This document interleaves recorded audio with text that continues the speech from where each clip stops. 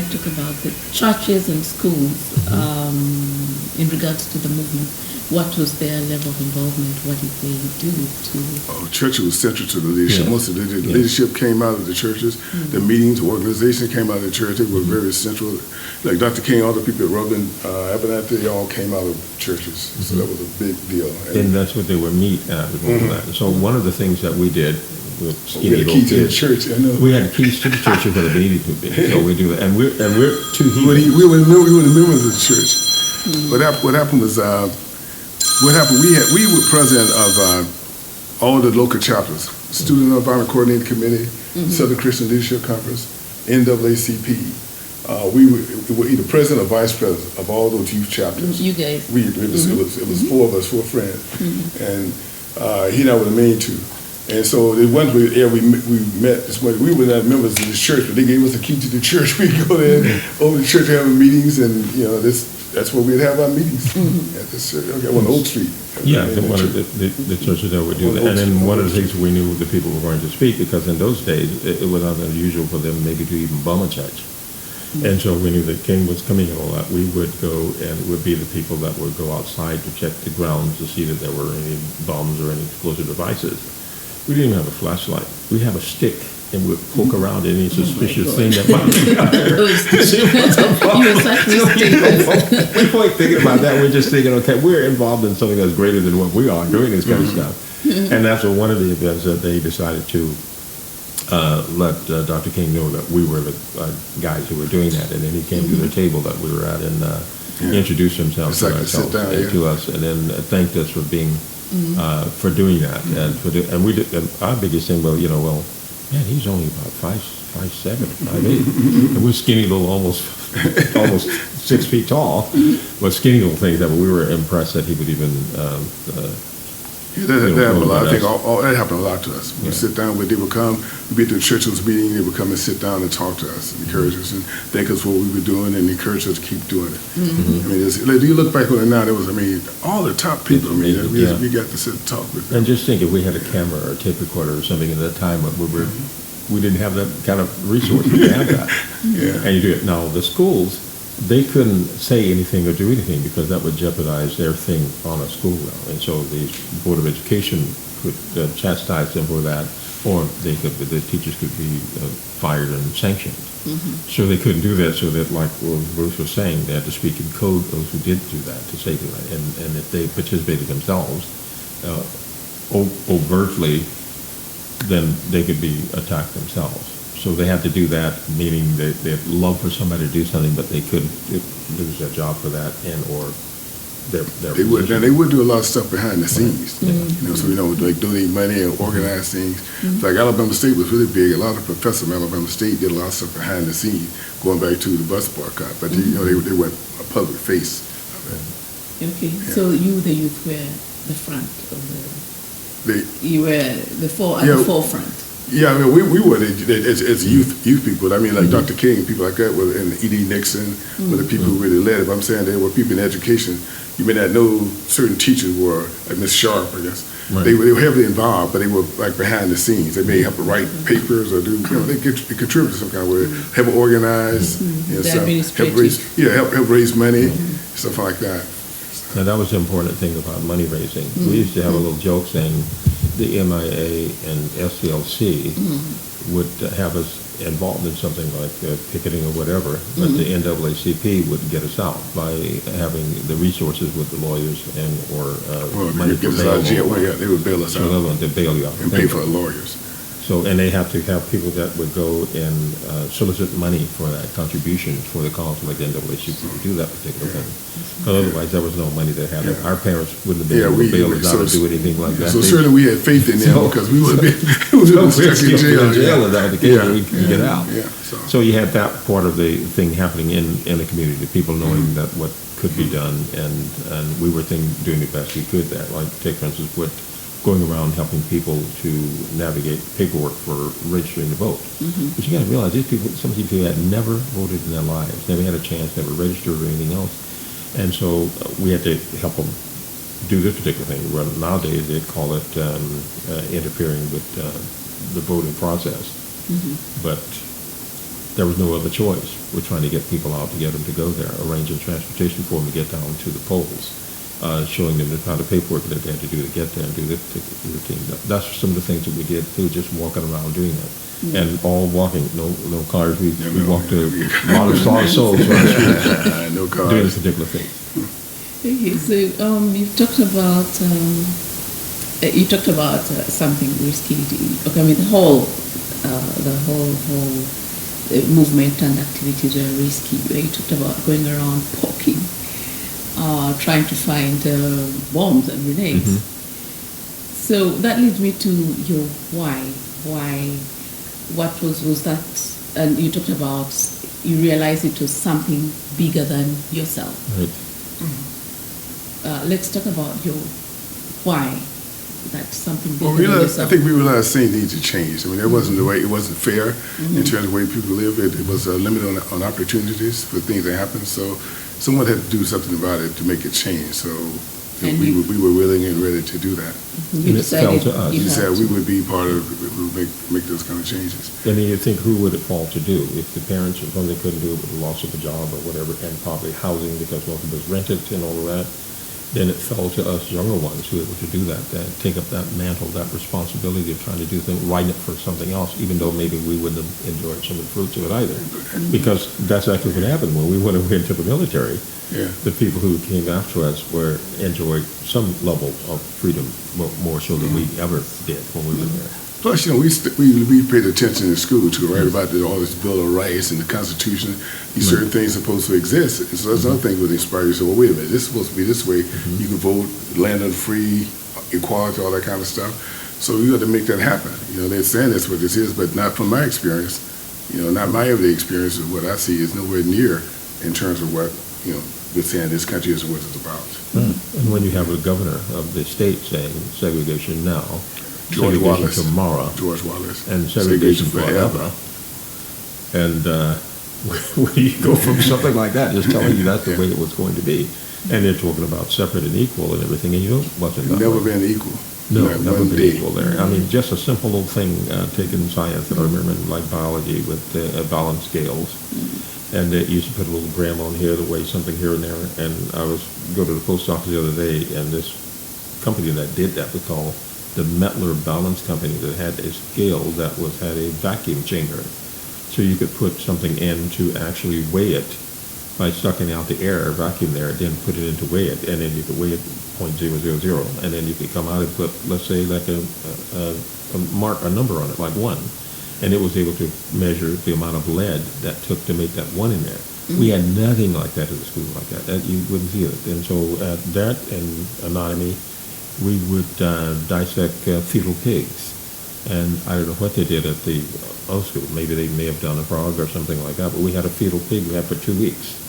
And we'd go through the whole circulatory system, the digestive system, and skeletal system and all. But though, we have very good teachers. It's unfortunate, and I don't support a thing about segregation, because during that time, especially females, their job, they could be a teacher, working maybe a shirt factory, but they, I don't care how smart they were, they're pretty limited to teach. So we had teachers who were really, really sharp, really smart people. African American. All black school. And so what happened when they integrated the schools, which really surprised a lot of people, how educated we were. Since we were dumb, we didn't know it. We came to like Lanier School in Montgomery. When they integrated the school, they were surprised that we came, because we had very good teachers. And so that it threw a lot of people. There's one teacher, Miss English. He and I both had class with her. And she was really upset about the whole thing. She spent one whole entire class chastised the class for the fact that I was getting better grades in the classroom than most of them. And she did not like that. She spent the entire class talking about that. Well, I just kind of laid back and, I enjoyed that. Let her talk a little smug, and that really upset her. So at the end of the class, she called me into the hallway. She wanted to talk to me about that. And she told me, you think you're so smart. Because I took a class in the morning, so I took an afternoon, I think. And she talked to him about, he gets better grades than you, so she was saying. And I told her, I said, yeah, I know that. I said, I know Sargent since the 9th grade. He only gets better grades than me. I get good grades too, but he gets better grades than me. I said, you're not telling me somebody I don't already know. I think she's trying to find a way to hurt me, to make me think jealous or something like, well, you're not as smart as you think you are. Now, that shows her reaction. Same thing, I had another teacher, math, and analysis in the afternoon. She had a similar thing. It was worse than that, though, because people hosting stuff on the overhead projector. She spent the whole class talking about how good a student I was and criticizing him for doing what they done in the classroom. So that was kind of different. Two people, both white women. Mm-hmm. One was upset and wanted to make sure I understood that she didn't think I was as smart as I thought I was. She wasn't saying, well, I wasn't getting the grades I was getting. But the sergeant was smart, and the other one saying, no, he's a good student. Mm-hmm. And so it was interesting. Like you're saying, there were some teachers that maybe wouldn't even speak to you outside the classroom. So you know things are going to be tough. And this grading system was tougher as well. And they had a grading system that they could actually give you a 0 for an F.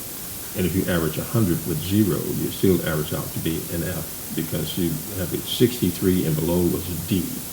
Like nowadays, 60 is a D. 63 and below was an F, I suppose. And you had things, but you did have some that took their cases as educators as something they should do, like the principal with us with taking the girls who didn't go to school there for the prom.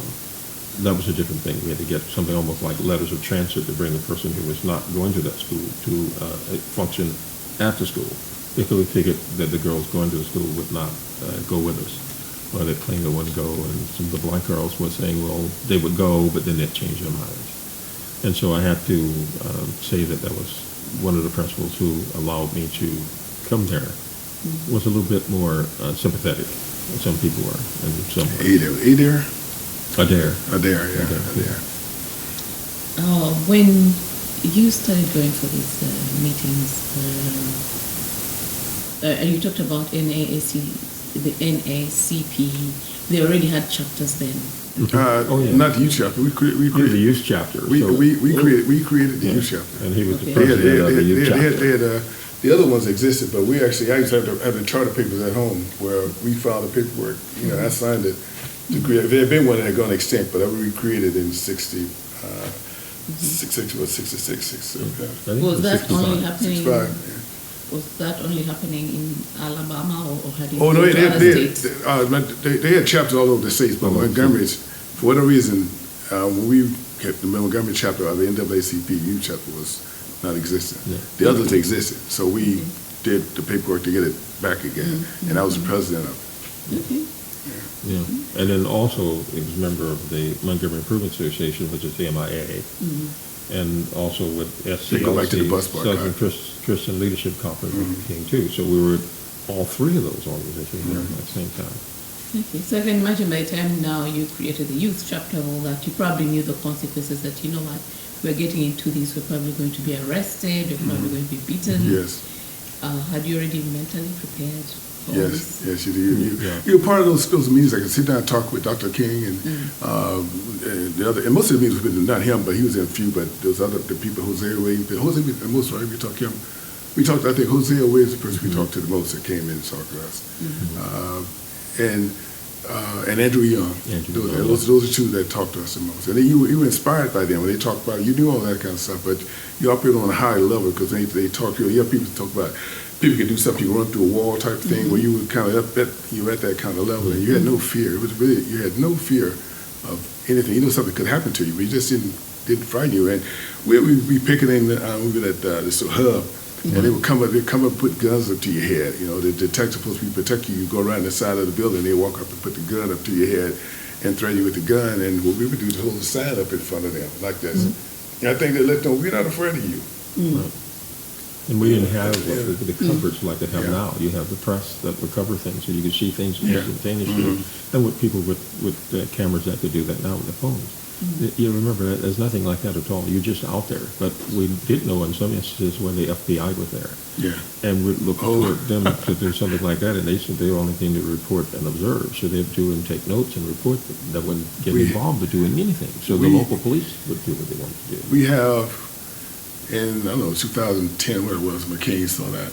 We had a video where they used to film, we marched, they filmed, but the 1965 March, the 7th Montgomery March, we joined it in Montgomery. We actually were filmed.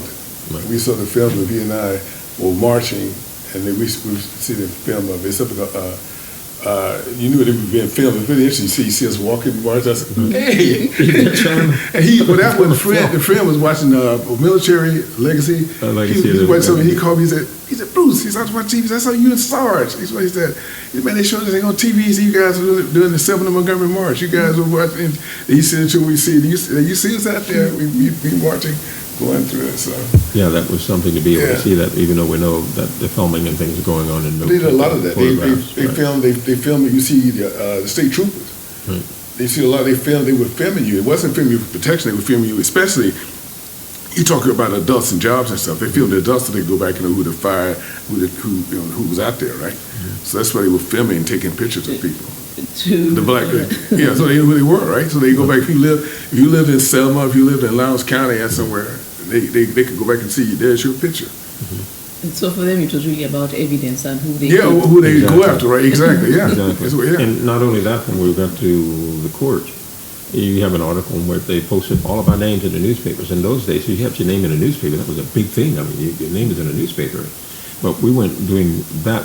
We didn't notice until later when we're going to court there, all the defendants were all listed in the newspaper, all listed on there that they could see. So people could have that as well. And to look at if the police, that's right, if the police wanted to do something about that, to try to intimidate you or whatever.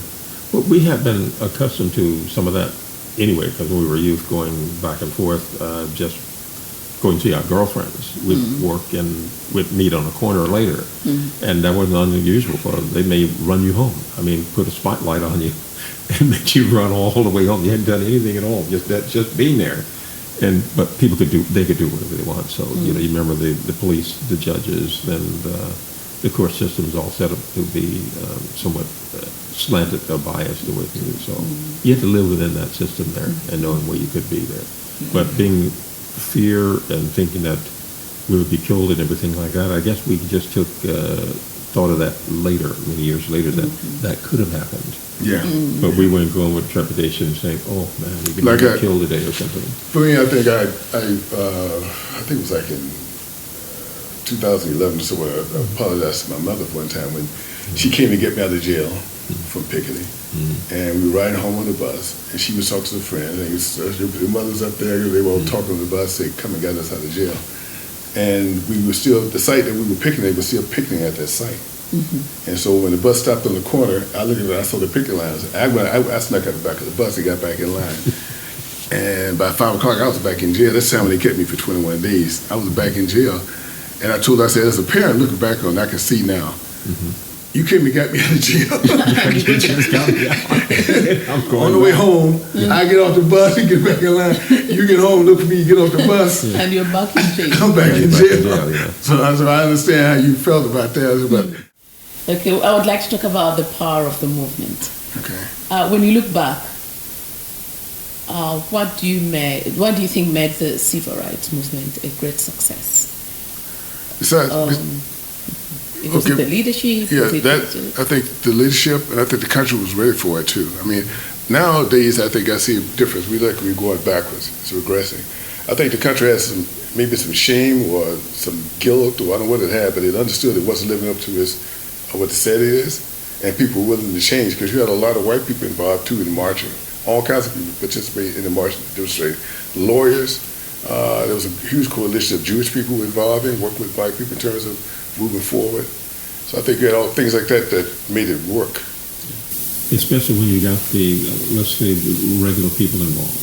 Take, for instance, the housewife from Lago Louiso, who came, and she drove her own vehicle, leaving 5 children behind with her husband and a friend. Wisconsin, just come to help with the movement. And her job was not one high-priced job or anything. She was transporting people between, let's say, in Selma and Montgomery March, from Selma to Montgomery, in her own car that she had when she did this routine before she was killed. But you have people like that, just regular people who came and said, look, this is not right. It shouldn't be this way. We're better than that as a people in the United States. So some of us, more of us, should get involved. Because a lot of people didn't get involved, mainly because they said, well, that's not kind of my business, and I don't want to do this and all that kind of stuff. And others say, we have to, because this represents all of us. And then I think that helped a lot. And then people going into the military, being together too, seeing that people were not a big threat to them all. What do you think people hear about the civil rights movement? For example, we live in Mountain House, and it's so many nationalities here. So when they meet people like you, or when they hear about Black History Month or the civil rights movement, they misunderstand it. Right. What would you like to tell them in brief about the civil rights movement? I'll say clarity. I'll say for one thing, out of the civil rights movement, the Immigration Act of 1965 came directly out of that. And if you're from an Asian country, you benefited directly from the civil rights movement in 1965. The Immigration Act that was passed it was an act of 1923, I think 1946, called the Exclusionary Act, that prevented Asian people from coming to this country, less than a few thousand. Out of the civil rights, H-1B came directly out of that. The subsequent EB-5 program, where you can invest and come to this country, came out of that. The increase in the number of people who come to this country from Asian countries came out of that. Got 1965 civil rights work. The first professional people who bought this country, especially from India, came to work in historically black colleges and universities. They hired professors. A lot of professors were brought over here, starting in the 50s and 60s, out of India, were brought over by historical black universities to teach. So if you came here after 1965 as an immigrant from Asia, you benefited directly from the Civil Rights Movement because of the Immigration Act that was passed in 1965. Yeah, I think that a lot of people now should look at it and say, okay, we're somewhat grateful for what did happen. So many else laid down the, let's say, a roadway so that they have more way to travel as opposed to going through something and clearing a path. That path had already been cleared. A lot of people died on both sides. On the white one who had died as well, doing that so that other people could have just an opportunity to, let's say, vote and or go to a particular school and do this particular routine. So that's the thing that people should look forward to now and saying that, oh, this helped us, this helped everybody, not just the individual here. But it wasn't just for black people. I'm really grateful that, we all benefited from this. But, we talked about courage and what it looked like. Do you think people today still have that kind of courage you had when you had nothing to fall back on? I think you do. You don't see this big step. You have a lot of people who are pretty courageous, demonstrating. Like the people who are now going this ICE. You got a lot of people who are pretty much fed up with what's going on and they're standing up for it. It's not as coordinated. I think that's kind of the downside. I think too of social media we have now, because so many people can have versions of things and it's not coordinated, and people can, they can be for it or against it, and stuff gets out and spreads. And it's certainly misinformation that goes out. So I think controlling the narrative seems to be a problem in terms of what's happening with movements. Like Black Lives Matter, I mean, when people got involved in Black Lives Matter who were not for it, who were coming at the tail end and do damage in the communities and stuff, and it gave it a bad idea. People think it's bad, but most of the Black Lives Matter people would leave before it got dark, and so the people who came out dark were not there for good, but they got associated with and assigned to Black Lives Matter. And so now how you control that nowadays, I think with social media and stuff would be, I'm sure it can be done, but it has to take some work to control it. So the message, you got the message out as a consistent message. And you got to remember that when King was there, you had that with an organization that predicated everything on nonviolence and being civil with all these things. But nowadays you don't have, let's say, a unified individual who's, let's say, pushing forward an agenda to do this particular routine. So you have people who may be on the fringes who are doing things. They're burning cars, or they're breaking this, or breaking windows and things like that. That was unthought of. And I think as a result of that, not only on the fringe, we have people who may not be the most informed, the most knowledgeable, but they have a huge platform to spread whatever they're spreading out there, whether it's right or not.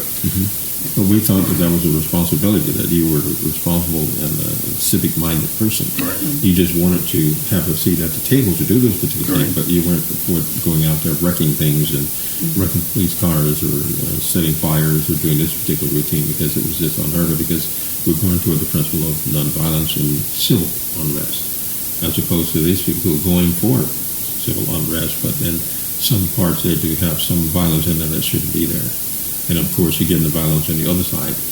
Quite as violent as it was before, even though we have some people getting killed now, the more people got killed before, and more people got beat, and then before there was nothing done about it at all. Going back to another part of your question about what can happen now, we have a Supreme Court that I wouldn't trust. I doubt very seriously would support it. Back then, we had a Supreme Court, we had a Congress that could do it. But see, and we had a president, he's from the South, who was way better than the current person in office in terms of what he felt about things. So I think it would be quite an uphill battle, because you got a Republican Party right now, in particular, that I think would not stand up to do. I think I thought about this. If the Civil Rights Bill in 1965 was up right now, I don't think it would pass. I don't think it would go anywhere. It'd have to pass today. Because you had some people at that time, even though they were Republicans, you had who supported Rockefeller, who would do certain things, and then you had people like Goldwater, Arizona, from Arizona, Sean Thorman from South Carolina, who would filibuster to keep things from being passed and all that. And these days, they don't do it anyway. They just collectively not do it. They don't have to worry about the filibuster. And we don't think it would be passed today. I don't even think you could give them Social Security being passed today with these guys. even though their constituents need the service and everything else, they would vote against it because of the block. In those days, you have people who would cross the aisle who would say, okay, this is the way things should be here, or work here and there.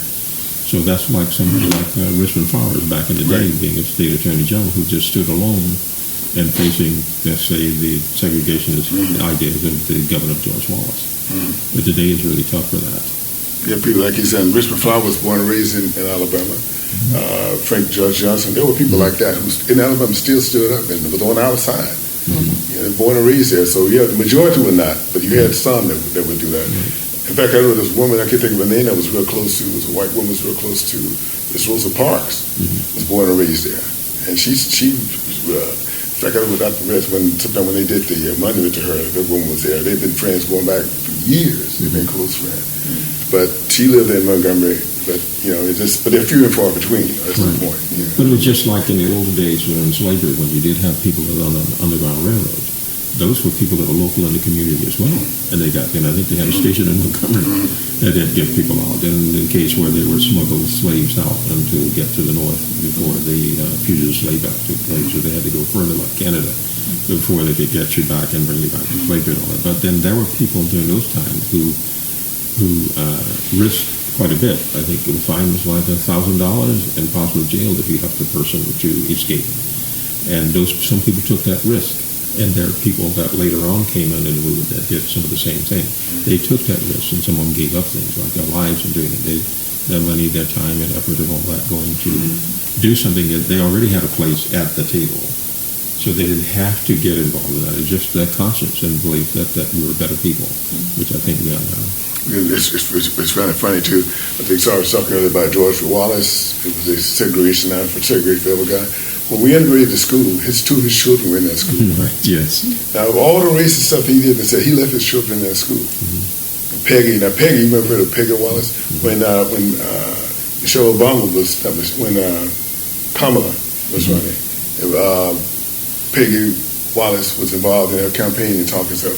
Well, Peggy was 2 grades behind us, and his son, George Wallace's son, was also he was like 3 grades behind us, 3 or 4 grades behind us. But I always found it interesting that this guy was so strong on never integrating schools. University of Alabama, not integrated school, but he kept when that school was integrated, he kept his kids in that school. And that's when they have a lot of what they call segregation academy. That's the beginning when people talking about charter schools.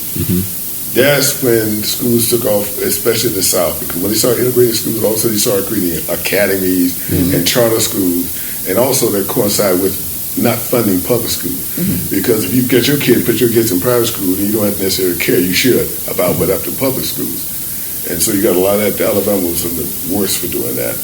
But George Wallace left his kids in the public school. But you have to remember that Sidney Lanier was what's called, in 1932, it was called the $1 Million School.